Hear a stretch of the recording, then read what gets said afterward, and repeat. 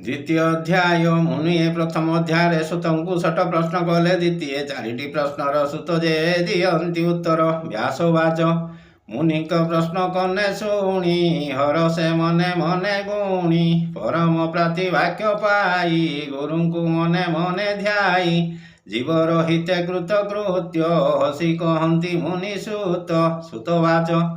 जे सुख एकांत गमन करिण देह कले शून्य पुत्रर स्नेह मने धरी व्यास डाकंती उच्च करी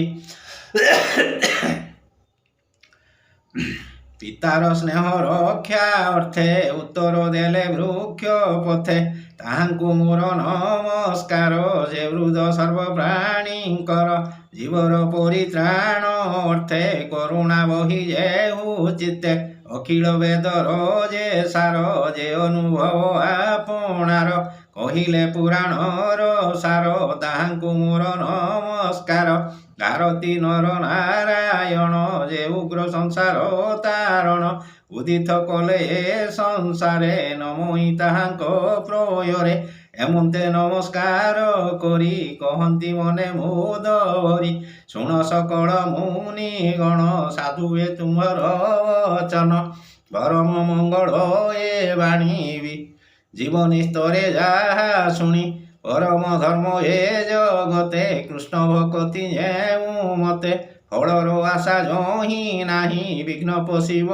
बा काहीं जे भक्ति बळे ए संसार नुहई पुण ए जीवर भक्ति कले ज्ञान हुए जीवन पड़े माया मुहे कृष्ण चरित शुणी जेबे भक्ति न जन्मे मूढ़ भावे केवल श्रमता हांकर काहू तरिबे तम घोर जे धर्म फल मुख्य हुए ता प्रयोजन अर्थ नुहे धर्मे अरजी जे बाधन भोग नुहे ता प्रयोजन इंद्रिय प्रिय भोग जेते लोभे भ्रमांति काम अर्थे जावत जीवन धरई काम भोगरे सुख नाही जीवर तत्व जानिबार केवल परमार्थ सार तत्व विचारी ज्ञानी जेते ज्ञान कहंती ए जगते केहू कहंती ब्रह्म तत्व केह बा बोले परमात्मा केहू बोलंती भगवान निर्मल अद्वय जे ज्ञान ए भावे श्रद्धा जे वहंती ज्ञान वैराग्य आचरंती करंती विष्णु रे भक्ति आत्मारे आत्मा को देखंती एणु ए अखिल जगते अछंती वर्णाश्रमी जेते स्वभाव धर्म आचरणे भक्ति जे करे नारायणे तेणे संतोष विष्णु लोई प्राणी की चौवर्ग देई एखेनी हुई एक मन भावे तु शिव भगवान विष्णुर गुण कर्म जेते नित्य शुणिब कर्ण पथे निर्मल करी बुद्धि मन निरते करिब कीर्तन ध्याने चिंतिब विष्णु मूर्ति पूजा करिब नीति नीति एभावे भक्ति योग बढ़े कर्म बंधन वेगे छिड़े एणु जगते ज्ञानी जही हरि न भोजी केवा रही कृष्ण कथारे रति जार से प्राणी भव मध्य सार हरि कथारे जार श्रद्धा ताकू न लागे भव आधा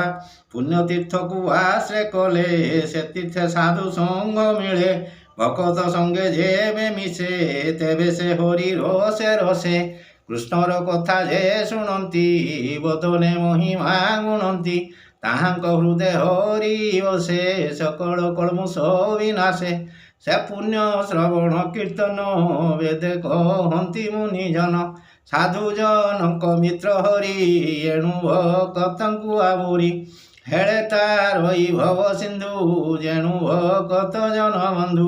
भक्त जन सेवा फले दहन हुंती अमंगले तेबे से गोविंद विषये भक्ति पूजे नर देहे स्वभावे रजतम दुई काम लोभादि जेते थाई चितुआर हुई जाती सात्विक भाव आवरती एही प्रकारे जेबे मन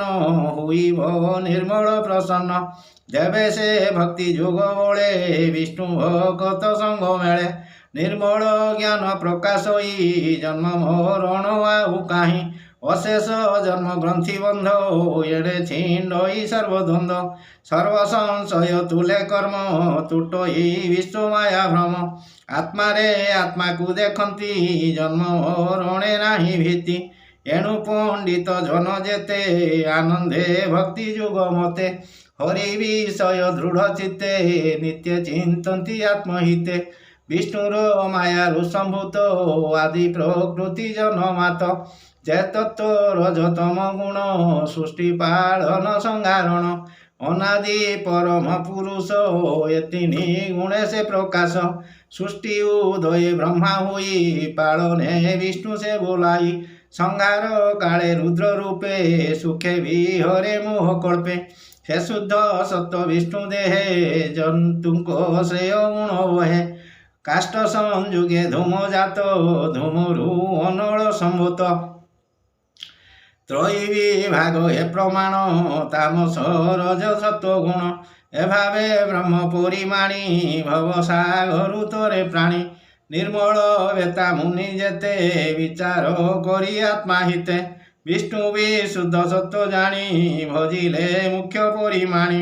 ତାମସ ରଜ ଗୁଣେ ଯେତେ ସେ ଭୂତ ପତି ଏ ଜଗତେ ସ୍ୱଭାବେ ଘୋର ଭୟଙ୍କର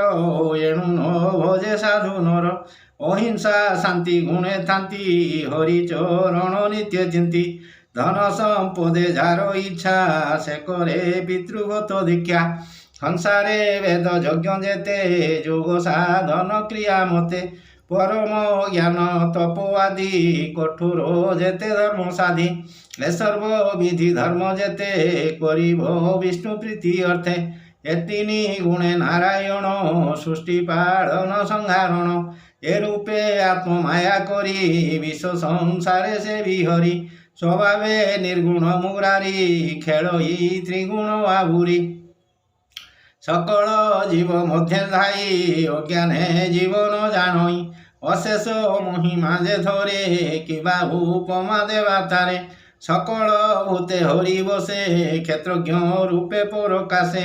অগ্নি যে শনে কাষ্টে থাই সে রূপে বিশ্ব আত্মা সেই ভূত ইন্দ্রিয় মন করি নির্মিত ওটে ভূতচারী স্বতন্ত্রে সেই উদে থাই বিষয় ভোগকু করই দেবদী তীর্যক নর আদি যে লীলাবতার প্রসিদ্ধি তহিরে অনুরক্ত হই পাড়ই সতগুণ বই সে হরি চরণ পঙ্কজ সুজনে মন দেই ভজ কই দাস জগন্নাথ গীত প্রবন্ধে ভাগবত।